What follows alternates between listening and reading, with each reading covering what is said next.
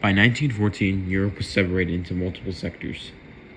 The Triple Alliance united Germany, Austria, Hungary, and Italy, later joined by Romania through a different treaty.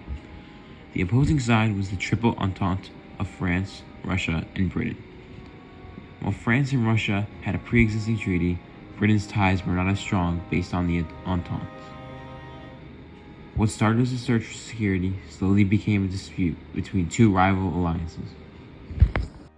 The race between imperialistic nations begins with Otto von Bismarck.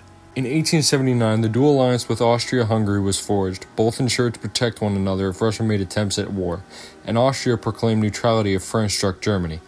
Bismarck began to fear a possible French revenge for the loss of Alsace-Lorraine in 1870.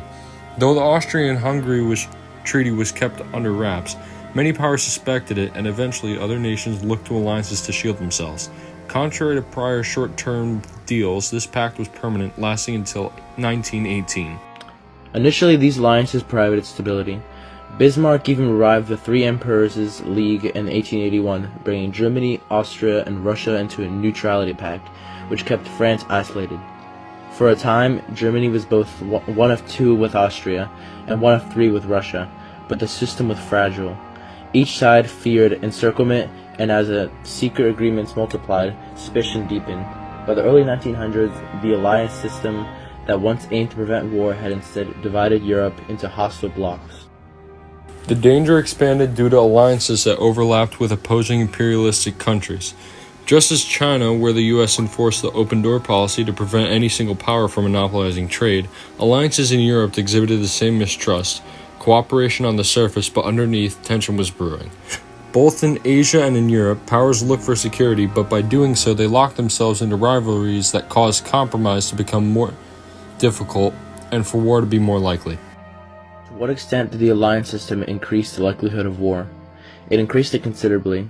It transformed the balance of power into rigid blocks and magnified every crisis into a test of loyalty.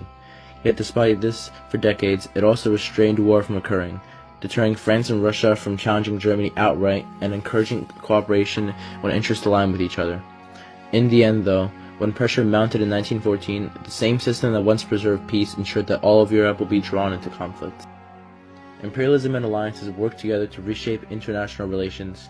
In China, as in Africa and the Middle East, imperial competition sharpened rivalries and fed mistrust. Each power feared being left out, whether from colonies or markets.